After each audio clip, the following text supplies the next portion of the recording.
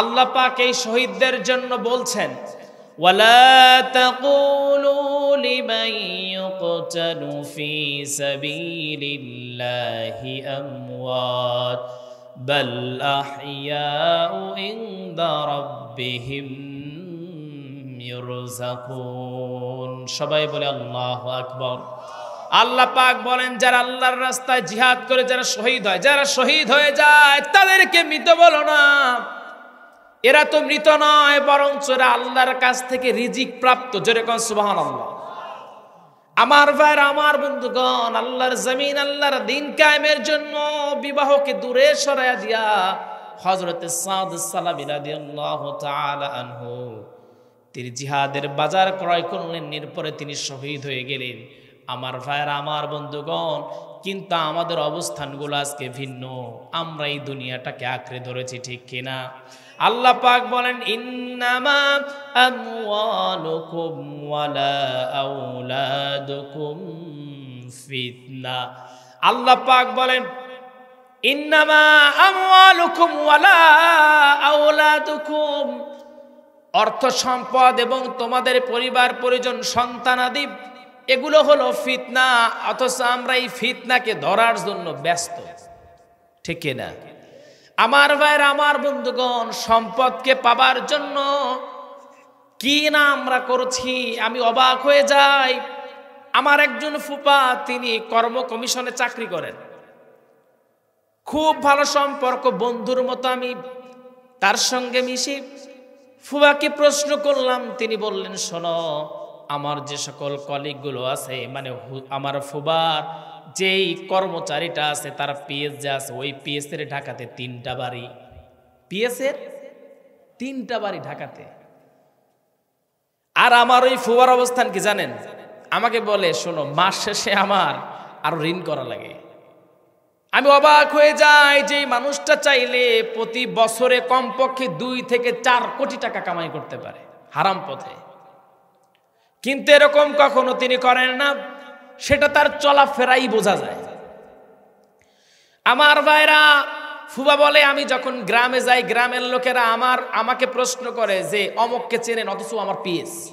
অমুক স্যারকে চেনেন, মানে স্যারকে জিজ্ঞেস করে যে অমুক স্যারকে চেনেন, আরে ও আমার পিএস। আমার ভাইরা, আমার বন্ধুগণ, বিগত সালগুলোতে টাকা যে যত পারছে লুটে নিয়ে চলে গেছে, ঠিক কিনা? এই ফিতনাকে আমরা ধরার জন্য ব্যস্ত। আর অন্যদিকে আপনি চিন্তা করেন, কোন মানুষের যদি বাচ্চা কাচ্চা না হয়, এই বাংলাদেশে কাজ না হলে আমরা দাদাদের দেশে চলে যাই। কেন? আমার একটা ছেলের দরকারি, আমার একটা মেয়ে লাগবেই। সব ঠিক আছে, এই ফিতনাকে ধরার জন্য আমি আপনি পাগল, কিন্তু চিন্তা করলেন না, নামাজ পড়া যেমন ফরজ, পর্দা করা যেমন ফরজ, আল্লাহর জমিনে আল্লাহর দ্বীন কায়েমের জন্য আকিমুদ্দিন প্রতিষ্ঠিত করা হলো প্রত্যেক মানুষের উপর ফরজ। আমার ভাইরা, আমার বন্ধুগণ, কারো যদি এমন টার্গেট না থাকে, আল্লাহর জমিন আল্লাহর দ্বীন সে কায়েম করবে, এমন টার্গেট যদি না থাকে, তাহলে ওই ব্যক্তির অবস্থানটা কি? অবস্থান কি বলেন? ফরজ সে তরক করল। হযরত সাদ সালামী তিনি শহীদ হয়ে গেলেন। শহীদ হয়ে যাবার পর হযরত সাদ সালামী রাদিয়াল্লাহু তাআলা আনহুর সঙ্গে যে বিবাহর কথা ছিল, সেই নারীটা চলে আসলেন। সেই মেয়েটা এসে বলে, হে রাসূল, সাদের সঙ্গে আমার বিবাহের কথা ছিল, কিন্তু সাদ তো দুনিয়া থেকে চলে গেল।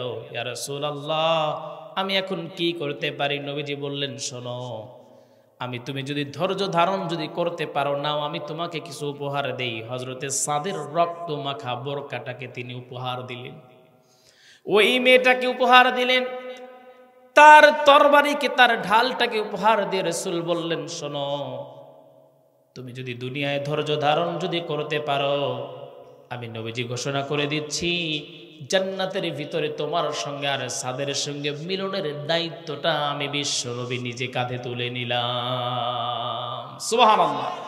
আমার ভাইরা, আমার বন্ধুগণ, এই যে আমার ভাই কিছুক্ষণ আগে বললেন দরুদ পড়া, এটা নাকি অনেকেই বলছে, কারা কারা জানি বলছে কি দরুদ পড়া যাবে না। কে বলছে? কে বলে? আরে আমরা যখন টেজে উঠি কমপক্ষে 100 বার দরুদ শরীফ পড়ে টেজে উঠি। কি মনে করছেন আপনি? নবীজি সাল্লাল্লাহু আলাইহি ওয়াসাল্লামের উপর যদি কেউ দরুদ না পড়ে ওই ব্যক্তিটার সবকিছুই বন্ধ হয়ে যাবে, সব নষ্ট হয়ে যাবে। আপনারা কি বুঝেন না? আল্লাহ পাক নিজে বলেন, ইন্নাল্লাহা ওয়া মালাইকাতাহু ইউসাল্লুনা আলান নবী ইয়া আইয়ুহাল্লাযীনা আমানু সাল্লু আলাইহি ওয়া সাল্লিমু তাসলিমা। আল্লাহর কোন ইবাদত আছে? আল্লাহ নামাজ পড়ে, যাকাত দেয়, কিন্তু আল্লাহর একটা ইবাদত আছে, সেটা হলো নবীজির উপর আল্লাহ স্বয়ং তিনি দরুদ পড়ে। সুবহানাল্লাহ বলতে পারেন নাই? তার মানে যারা বলে দরুদ পড়া যাবে না, ওদের ধরে জুতা পেটা করবেন। আর সর্বোত্তম দরুদ হলো দরুদ ইব্রাহিম। আর সংক্ষিপ্ত দরুদ যেটা সেটা পড়বেন আল্লাহুম্মা সাল্লি ওয়া সাল্লিম আলা নাবিয়িনা মুহাম্মদ সাল্লাল্লাহু আলাইহি ওয়াসাল্লাম। রাস্তায় বের হয়েছেন, দরুদ পড়তে পড়তে বের হন, বিপদ বালা মুসিবত থেকে আল্লাহ পাক হেফাজত করবেন।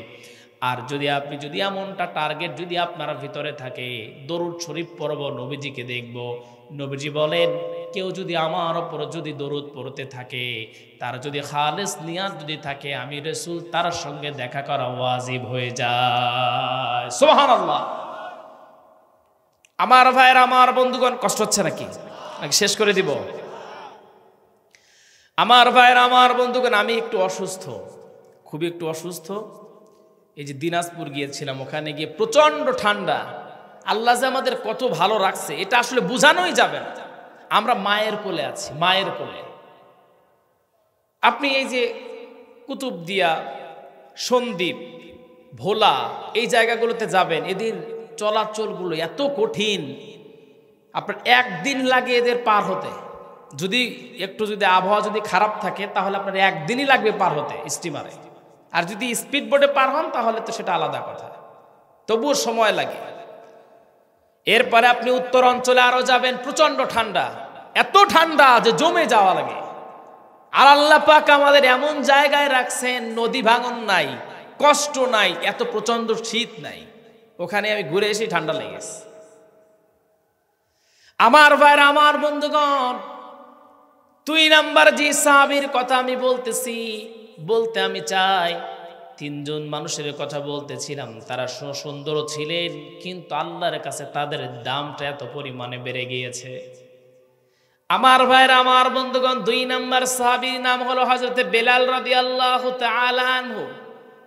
ইসলাম কবুল করার কারণে এই পরিমাণে অত্যাচার তার উপরও করা হয়েছে। হযরত বেলাল রাদিয়াল্লাহু তাআলা আনহু, তাকে মরুভূমির উত্তপ্ত বালির ভিতরে নিয়ে যাওয়া হয়েছে, বুকের উপরে পাথর চাপা দেওয়া হয়েছে। হযরত বেলাল রাদিয়াল্লাহু তাআলা আনহু তিনি বলেছেন, আহাদ আহাদ, আল্লাহ এক। আমার ভাইরা, আমার বন্ধুগণ, এই পরিমাণে অত্যাচার যদি আমার উপরে আপনার উপরে যদি না আসে, তাহলে কিসের মুসলমান হয়েছেন বলেন? এই পরিমাণ অত্যাচার হুজুর, আপনারা বলবেন হুজুর এই পরিমাণ অত্যাচার আমাদের উপরে করা হয় নাই। কে বলছে হয় নাই? আপনার উপরে হয় নাই, কিন্তু আল্লাহর জমিন, আল্লাহর দ্বীন কায়েমের আন্দোলন যারা করেছে, যারা 50টা বছর কোরআনের তাফসীর করেছে, তাদের উপরে এই অত্যাচারগুলো করা হয়েছে। সবাই বলেন ঠিক কি না? আল্লামা দেলাওয়ার হোসেন সাঈদী রহমাতুল্লাহি আলাইহি 50টা বছর তিনি কোরআনের তাফসীর করেছেন। কোরআনের তাফসীর করার কারণে কত বাবা মার অবাধ্য সন্তান, বাবা মার বাধ্য হয়েছে, নামাজ পড়তো না, নামাজ পড়া শিখেছে। অত বড় 13টা বছর জেলের ভিতরে রাখা হলো, পয়জন ঢুকাইয়া দুনিয়া থেকে বিদায় করা হলো। একটা গবেষণায় উঠছে, তাকে অফার দেওয়া হয়েছিল, আপনি যদি এই দলটা ছেড়ে দেন তাহলে আপনাকে বড় অফার তাকে দিয়েছে, এই দলটা যদি ছেড়ে দেন মন্ত্রিত্বের পদ আপনাকে দিয়ে দিব, এমপির পদ দিয়ে দিব।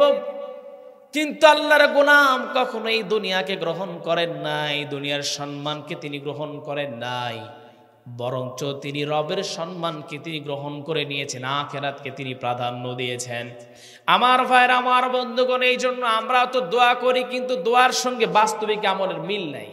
রব্বানা আতিনা ফিদ দুনিয়া হাসানাতাও وفي الآخرة حسنة وقنا عذاب النار আল্লাহ পাক বলছেন শোনো তোমরা বলো রব্বানা আতিনা ফিদ দুনিয়া আয় আল্লাহ দুনিয়ার কল্যাণ আমাকে দান করেন এরপরে আমাকে আখিরাতের কল্যাণ আপনি দান করেন দুনিয়ার কল্যাণ তার মানে হলো আল্লাহর জমিন আল্লাহর দিন কায়েমের জন্য যদি আমি লড়ি আল্লাহর ইবাদতের জন্য যদি আমি লড়ি আমরা যদি সব সময় সব জায়গায় আল্লাহকে প্রাধান্য দিয়ে চলি তাহলে সেইটা হলো আমাদের জন্য কল্যাণ ঠিক কিনা এই কল্যাণ যখন হয়ে যাবে যখন আমরা যখন দুনিয়া থেকে বিদায় হয়ে যাব তার মানে আখিরাতটাও আমাদের কল্যাণ দিয়ে আল্লাহ পাক পরিপূর্ণ করে দিবেন